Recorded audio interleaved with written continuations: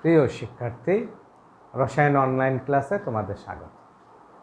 আজকে আমরা রসায়ন প্রথম পত্রের তৃতীয় অধ্যায় মৌলের পর্যায়বৃত্ত ধর্ম ও রাসায়নিক বন্ধন এই অধ্যায়ের অরবিটাল সংকরণ সম্পর্কে পাঠ গ্রহণ করব।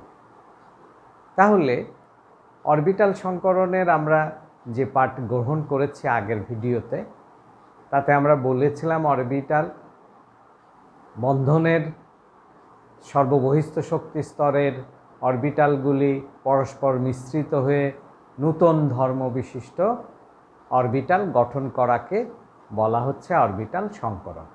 সেখানে আমরা sp3, sp2, sp সংকরণ সম্পর্কে পড়েছি। আজকে আমাদের বিষয়বস্তু হচ্ছে বিকৃত sp3। গঠনটা sp3, কিন্তু সেখানে বিকৃত হয়ে যাচ্ছে সেই সম্পর্কে। তাহলে আসো, বিকৃত sp3 অ্যামোনিয়া গঠন। তাহলে অ্যামোনিয়া গঠনের জন্য কি করতেছে? অ্যামোনিয়া কি দিয়ে গঠিত হয়? নাইট্রোজেন এবং হাইড্রোজেন দ্বারা। তাহলে নাইট্রোজেনের ইলেকট্রন বিন্যাস দেখলে আমরা দেখছি 1s2 2s2 2px1 2py1 2pz1। এই 2s 2pর তিনটা অরবিটাল মিলে sp3 সংকরণ হয়েছে, অর্থাৎ একটি s এবং তিনটি p অরবিটাল মিশ্রিত হয়ে চারটি সমশক্তি সম্পন্ন সমসংখ্যক অরবিটাল সৃষ্টি হয়েছে। চারটি সমশক্তি সম্পন্ন অরবিটাল ψ1, ψ2, ψ3, ψ4। ψ1-এ দুটি ইলেকট্রন আছে 2s2, ψ2-তে একটি ইলেকট্রন, ψ3-তে একটি ইলেকট্রন, ψ4-এ একটি। এই তিনটি সংকর অরবিটাল sp3 সংকর অরবিটাল। নাইট্রোজেনের এই জোড়া নিঃসঙ্গ ইলেকট্রন জোড়, অর্থাৎ ψ1-এর দুটি ইলেকট্রন, আর এখানে আছে ψ2-1, ψ3-1, ψ4-1। এরা তিনটা হাইড্রোজেনের সাথে যুক্ত হয়ে তৈরি করছে কি? নাইট্রোজেন হাইড্রোজেনের সিগমা বন্ধন, অর্থাৎ sp3 অরবিটালের সাথে s অরবিটালের মুখামুখি উপরিস্থাপনের ফলে এখানে সিগমা বন্ধন গঠন হয়েছে, নাইট্রোজেন হাইড্রোজেন সিগমা বন্ধন। এভাবে নাইট্রোজেন হাইড্রোজেন সিগমা বন্ধন, এভাবে নাইট্রোজেন হাইড্রোজেন সিগমা বন্ধন, তিনটা, অর্থাৎ ψ2, ψ3, ψ4 তিনটা হাইড্রোজেনের 1s1 অরবিটালের সাথে যুক্ত হয়ে সিগমা বন্ধন গঠনের মাধ্যমে নাইট্রোজেনের অ্যামোনিয়া গঠন করবে। এখানে যে আমাদের এক জোড়া নিঃসঙ্গ ইলেকট্রন আছে, সেই এক জোড়া নিঃসঙ্গ ইলেকট্রনের কারণে যে বন্ধন নাইট্রোজেন হাইড্রোজেন যে বন্ধনটা তৈরি হয়েছে, সেই বন্ধনটা আমাদের সংকুচিত হয়ে যাচ্ছে। সেই বন্ধনটা আমাদের সংকুচিত হয়ে যাচ্ছে। ফলে এই হাইড্রোজেনের বন্ধন, সাধারণত sp3-র বন্ধন হচ্ছে 109.5 ডিগ্রি, 109.5 ডিগ্রি। কিন্তু এখানে কি হচ্ছে? এই যে আমাদের নিঃসঙ্গ ইলেকট্রন জোড় আছে, এই নিঃসঙ্গ ইলেকট্রন জোড়ের বিকর্ষণের ফলে বন্ধন ইলেকট্রন জোড়গুলি সংকুচিত হয়েছে। তাহলে হাইড্রোজেন এই বন্ধন কোনটা? 109-এর স্থলে 107 ডিগ্রি আছে। ফলে এর আকার চতুস্তলকীয়র পরিবর্তে ত্রিকোণাকার পিরামিড হয়েছে। তাহলে কি হচ্ছে? নাইট্রোজেনের ইলেকট্রন বিন্যাস থেকে আমরা দেখেছি নাইট্রোজেনে কি আছে? নাইট্রোজেনে ψ1, ψ2, ψ3, ψ4 চারটা সংকর অরবিটাল সৃষ্টি করেছে। ψ1-এ দুটি ইলেকট্রন আছে, ψ2-তে একটি ইলেকট্রন, ψ3-তে একটি ইলেকট্রন, ψ4-এ একটি ইলেকট্রন। এই ψ2, ψ3, ψ4 সংকর অরবিটালের একটি করে ইলেকট্রন থাকায় তারা কি করছে? তারা হাইড্রোজেনের 1s1 অরবিটালের সাথে মুখামুখি উপরিস্থাপনের মাধ্যমে তিনটা সিগমা বন্ধন তৈরি করেছে। নাইট্রোজেন হাইড্রোজেন তিনটা সিগমা বন্ধন তৈরি করেছে। আর ψ1-এর যে দুটি ইলেকট্রন আছে, সেই দুইটি নিঃসঙ্গ ইলেকট্রন জোড় সেখানে রয়ে গেছে। এই দুইটি নিঃসঙ্গ ইলেকট্রন জোড় অ্যামোনিয়া অণু সৃষ্টি হওয়ার পরে তাদের বিকর্ষণের কারণে অ্যামোনিয়া অণুতে বন্ধন কোণ সংকুচিত হয়ে যাচ্ছে। অ্যামোনিয়ার অণুর বন্ধন কোণটা সংকুচিত হয়ে গেছে। সাধারণত sp3-তে চতুস্তলকীয় কাঠামো গঠিত হয়। এই চতুস্তলকীয় কাঠামোতে মধ্যে আমাদের কি হয়েছে, যেহেতু এখানে একজোড়া নিঃসঙ্গ ইলেকট্রন আছে, সেই একজোড়া নিঃসঙ্গ ইলেকট্রনের কারণে হাইড্রোজেন নাইট্রোজেন হাইড্রোজেন বন্ধন কোণ সংকুচিত।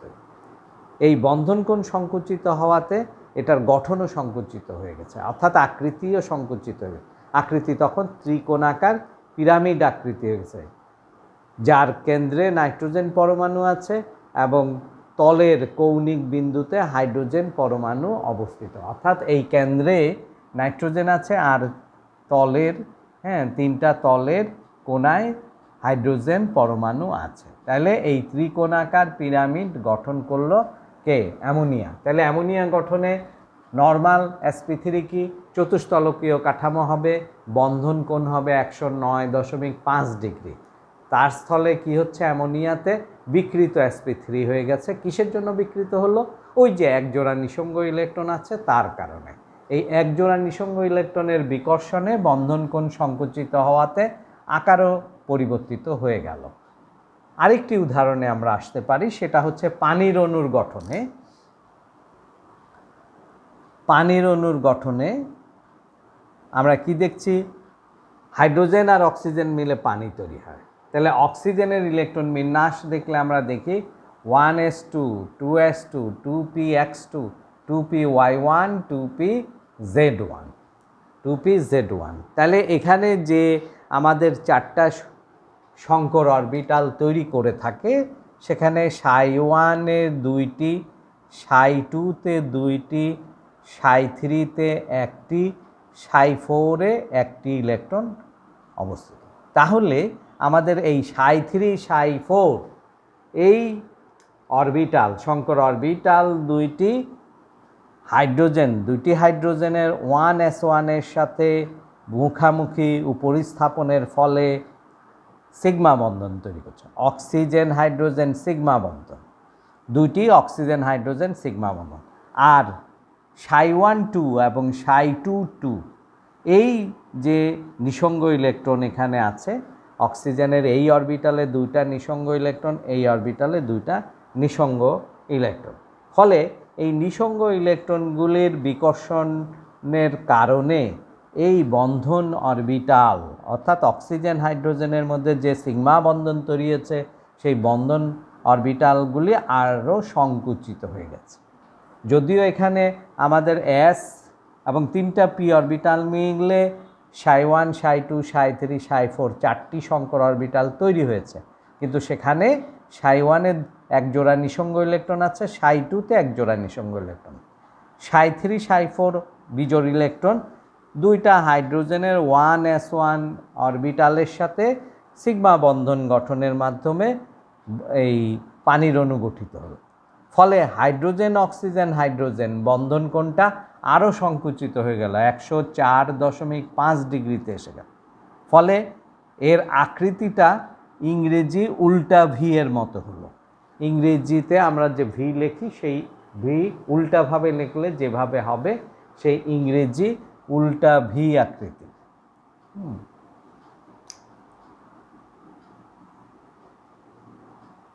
ইংরেজি উল্টা ভি আকৃতির হলো। তাহলে দেখা যাচ্ছে কিসের জন্য এটা হলো, এই যে একজোড়া নিঃসঙ্গ ইলেকট্রন থাকার কারণে। তাহলে অক্সিজেনে আমরা পাচ্ছি কি, দুইটা নিঃসঙ্গ ইলেকট্রন।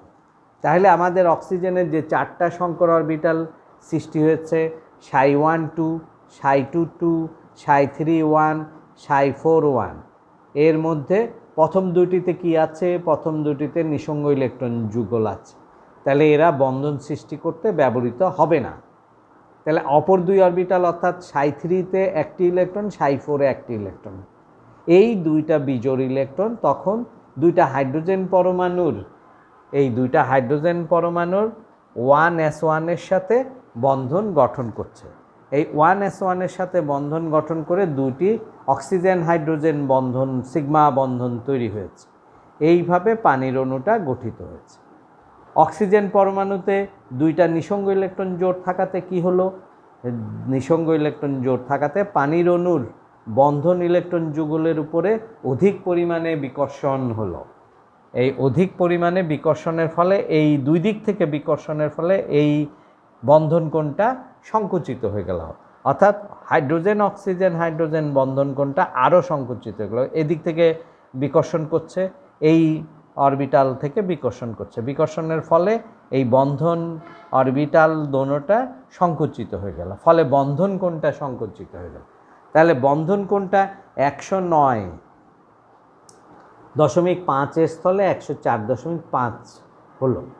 ফলে দেখা যাচ্ছে কি এই 109.5 থেকে কমে 104.5 হওয়াতে তার আকৃতিটা চেঞ্জ হয়ে গেল। পানির অণুর আকৃতি দেখা যাচ্ছে ইংরেজি উল্টা ভি এর মতো হলো, ভি অক্ষরের মতো অনেকটা দেখতে, অর্থাৎ তাদের এটা অক্সিজেন উপরে এবং দুই পাশে দুই প্রান্তে দুটি হাইড্রোজেন পরমাণু আছে। এই বন্ধন ইলেকট্রন এবং নিঃসঙ্গ ইলেকট্রন যুগলের বিকর্ষণের কারণে বন্ধন কোণগুলি হ্রাস পায়। সাধারণত আমাদের sp3 সংকরণের কি হয়, সাধারণত sp3 সংকরণের গঠন হয় যে চতুস্তলকীয় এবং তাদের বন্ধন কোণ হয় যে 109 ডিগ্রি, 109.5 ডিগ্রি এটা। এখন এখানে কেন্দ্রীয় পরমাণুতে নিঃসঙ্গ ইলেকট্রন যুগল থাকাতে বন্ধন কোণ নিঃসঙ্গ ইলেকট্রন জোড় এবং বন্ধন ইলেকট্রন জোড়ের বিকর্ষণ সৃষ্টি হয়েছে। এই বিকর্ষণের ফলে আমাদের বন্ধন কোণ হ্রাস পেয়েছে। এই বিকর্ষণটা আবার নির্ভর করছে কিসের উপরে, তড়িৎ ঋণাত্মকতা। কেন্দ্রীয় পরমাণু এবং বন্ধনে যুক্ত প্রান্ত পরমাণুর তড়িৎ ঋণাত্মকতার পার্থক্যের কারণে তখন বন্ধন ইলেকট্রন যুগলের মধ্যে বিকর্ষণের মাত্রা কম বেশি হয়ে থাকে। যেরকম নাইট্রোজেনে দেখো, নাইট্রোজেনের সাথে কে আছে, হাইড্রোজেন। নাইট্রোজেনের তড়িৎ ঋণাত্মকতা কত, 3, হাইড্রোজেনের 2.1। তাহলে এখানে একটা পার্থক্য হলো 3 বিয়োগ 2.1.9। আর অক্সিজেন আর হাইড্রোজেনের মধ্যে অক্সিজেন হচ্ছে 3.5, হাইড্রোজেন হচ্ছে 2.1, তাহলে বিয়োগফল কত হচ্ছে 1.4। তাহলে অক্সিজেনের তড়িৎ ঋণাত্মকতা বেশি হওয়ার কারণে এখানে বিকর্ষণ মাত্রাটা বেশি হয়েছে। কাদের, এই যে নিঃসঙ্গ ইলেকট্রন যুগলের, ফলে বন্ধন কোণ বেশি মাত্রায় সংকুচিত হয়ে গেছে। তাহলে তড়িৎ ঋণাত্মকতার মানের উপরেও আমাদের বন্ধন কোণটা নির্ভর করছে। তাহলে আমরা সাধারণ sp3-তে কি পেয়েছি, সাধারণ sp3-তে আমরা চতুস্তলকীয় কাঠামো পেয়েছি, কিন্তু এখন এখানে বিকৃত sp3-তে আমরা পাচ্ছি কি, আমরা বিকৃত sp3-তে অ্যামোনিয়া গঠনে পেয়েছি কি আমাদের ত্রিকোণাকার পিরামিড এবং তাদের বন্ধন কোণ 160 ডিগ্রি। আবার আমরা কি পেয়েছি, আমরা এখানে পাচ্ছি তোমার পানির অণু, পানির অণুতে আমরা পাচ্ছি ইংরেজি ভি আকৃতির এবং সেখানে বন্ধন কোণটা আরও সংকুচিত হয়ে 104.5 ডিগ্রিতে রূপান্তরিত হয়েছে। এবার আসো আমাদের অ্যামোনিয়াম আয়ন গঠনে।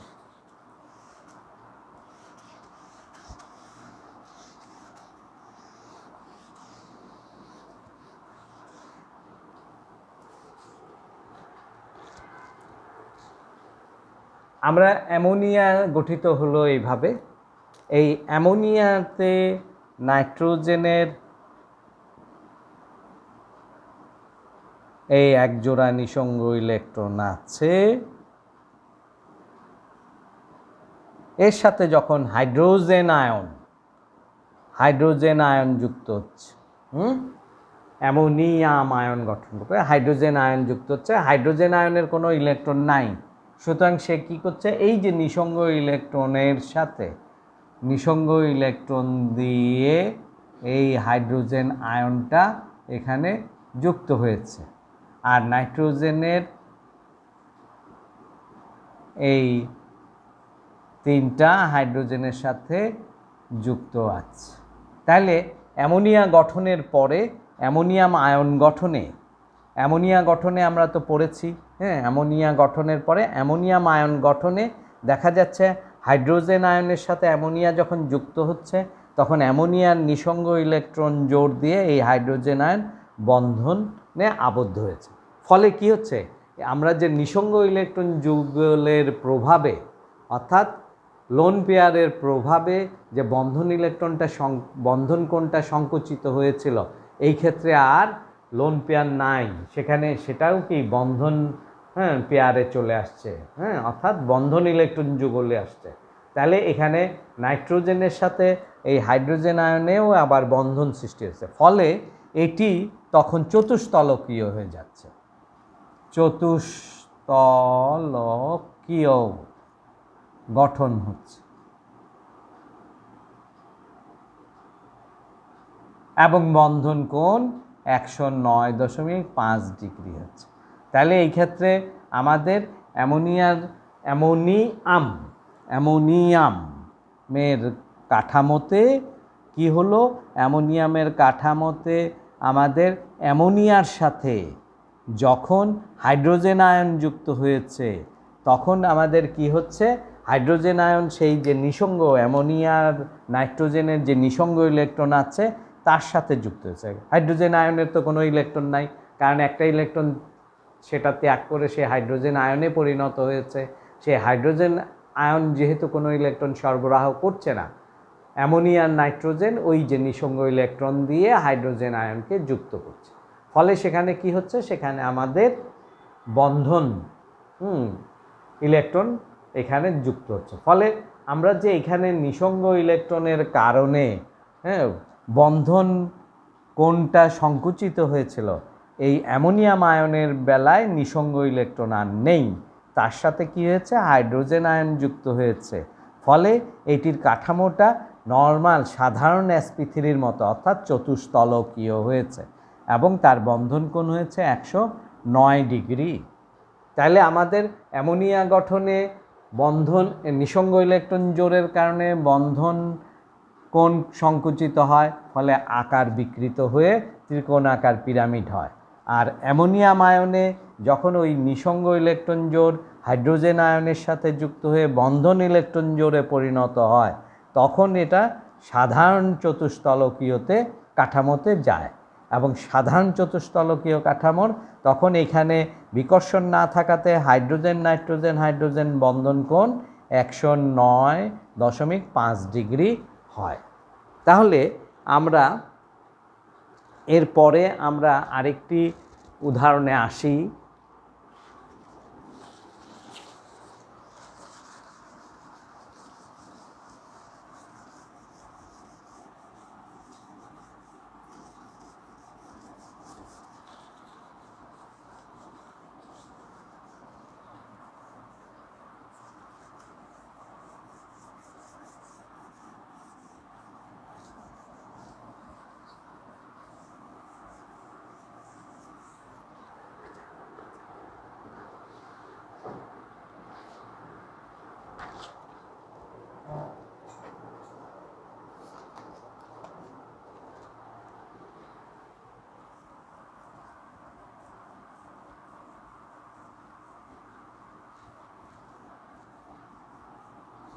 আমরা নিকেল টেট্রাকার্বনিল এইটার কাঠামোটা আমরা একটু দেখি। এটা নর্মাল sp3 কেমন করে হলো সেটা আমরা একটু দেখি। সেটা যদিও জটিল আয়ন, এই জটিল আয়নটা কীভাবে গঠিত হলো সেটি আমাদের ইলেকট্রন বিন্যাসের মাধ্যমে দেখছি। ইলেকট্রন বিন্যাস, তাহলে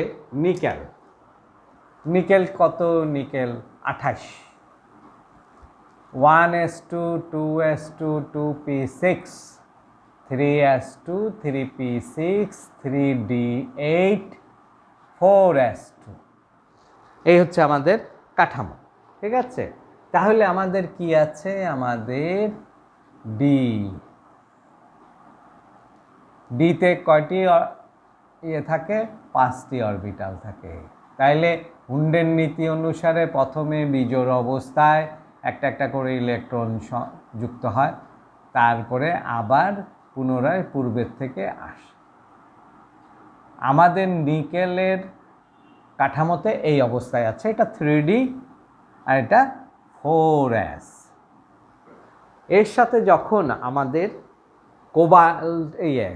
কার্বন মনোঅক্সাইড যুক্ত হচ্ছে, কার্বন মনোঅক্সাইড যখন যুক্ত হয়ে যৌগ গঠন করতে চাচ্ছে, তখন কি হচ্ছে, এই কার্বন মনোঅক্সাইডে অক্সিজেনের নিঃসঙ্গ ইলেকট্রন আছে।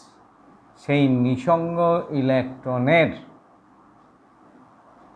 বিকর্ষণে আমাদের 4s থেকে ইলেকট্রন স্থানান্তরিত হয়ে যাচ্ছে। 4s থেকে ইলেকট্রন স্থানান্তরিত হয়ে কোথায় আসছে, আমাদের 3Dতে আসছে। তাহলে 4s ফাঁকা আর 4p ফাঁকা, 4s এবং 4p ফাঁকা হয়ে গেল। এই 4s এবং 4p ফাঁকা হলে এইখানে কার্বন মনোঅক্সাইড এক জোড়া নিঃসঙ্গ ইলেকট্রন দিয়ে বন্ধন গঠন করছে। হ্যাঁ, এক জোড়া নিঃসঙ্গ ইলেকট্রন দিয়ে বন্ধন গঠন করছে। এখানে এটা কি 4s এবং 4p। তাহলে কি হচ্ছে, আমাদের এখানে s এবং 3টা p। তাহলে আমাদের কাঠামোটা কি হয়েছে, sp3। নিকেল টেট্রাকার্বনাইল আয়নে আমাদের কাঠামোটা হচ্ছে sp3। তাহলে নিকেল কেন্দ্রে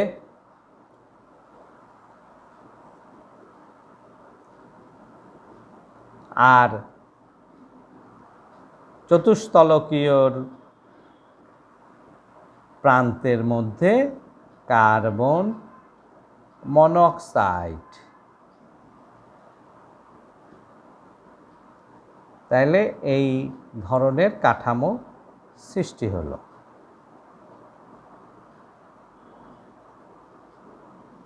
তাহলে নিকেল টেট্রাকার্বনাইল, এখানে sp3 হয়েছে। এটা যে একটি জটিল যৌগ। নিকেলের এই যে আমরা পড়েছি লিগ্যান্ড কি করে, ধাতুর ফাঁকা অরবিটালের সাথে নিঃসঙ্গ ইলেকট্রন জোড় দিয়ে সন্নিবেশ বন্ধন গঠন করে। এখানে নিকেল কি ছিল, নিকেলের 1:2:2 p6 3:3 p6 3d8 4s2। তাহলে এখানে আমাদের 3Dর অবস্থায় 4s এর এই দুটি ইলেকট্রন ছিল। কার্বন মনোঅক্সাইডে এক জোড়া নিঃসঙ্গ ইলেকট্রন আছে, তার বিকর্ষণে 4s এর ইলেকট্রনগুলি এই 3Dতে স্থানান্তরিত হয়ে গেল। তাহলে 4s ফাঁকা এবং 4p 3টা ফাঁকা। তাহলে sp3 সংকরণ হলো। এই sp3 সংকরণ গঠন করার পরে এই কার্বন মনোঅক্সাইড তখন কি করছে, তার যে নিঃসঙ্গ ইলেকট্রন আছে সেই নিঃসঙ্গ ইলেকট্রন জোড় দিয়ে নিকেলের সাথে বন্ধন গঠন করছে। নিকেলের সাথে বন্ধন গঠন করার ফলে সেখানে কি হচ্ছে, নিকেল টেট্রাকার্বনাইল তৈরি করছে।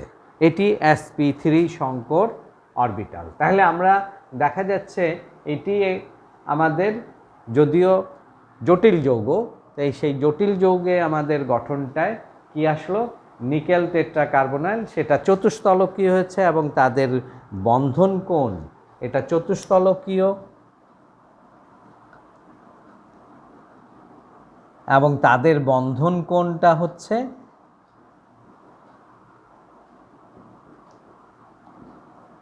109.5 degree, 109.5 degree. Carbon monoxide nickel carbon monoxide, এই বন্ধন কোণটা হচ্ছে 109.5 ডিগ্রি এবং এর কাঠামোটা হচ্ছে চতুস্তলকীয়, কারণ এটা সাধারণ sp3।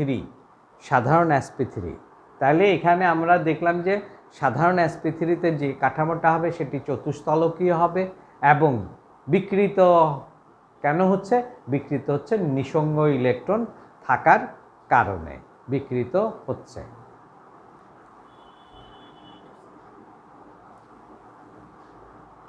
তাহলে আমরা নিকেলের কি দেখলাম, নিকেলের ইলেকট্রন বিন্যাসে আমরা দেখেছি ডিতে 2টা বিজোড় ইলেকট্রন আছে, 2টা বিজোড় ইলেকট্রন আছে, সেখানে 4s থেকে 2টা ইলেকট্রন এখানে স্থানান্তরিত হয়েছে, স্থানান্তরিত হয়ে এখানে বন্ধন সৃষ্টি করেছে। তাহলে আমাদের 4s4p ফাঁকা, এই 4s4p ফাঁকা অরবিটালে sp3 সংকর সৃষ্টি হয়েছে এবং এই sp3 সংকরণের মধ্যে এই কার্বন মনোঅক্সাইডের নিঃসঙ্গ ইলেকট্রন দিয়ে নিকেলের ফাঁকা অরবিটালের সাথে যুক্ত হয়েছে সন্নিবেশ বন্ধনের মাধ্যমে, ফলে জটিল যৌগ গঠিত হয়েছে nickel tetra carbonyl, nickel tetra carbonyl.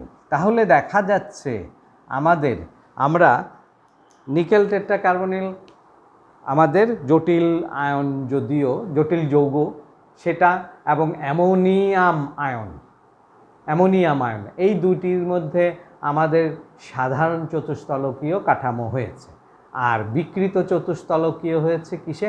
অ্যামোনিয়ার গঠনে এবং পানির অণুর গঠনে। তাহলে আজকে আমরা এইটুক পড়লাম, এর পরবর্তীতে আমরা নতুন অধ্যায়ে যাব। ঠিক আছে?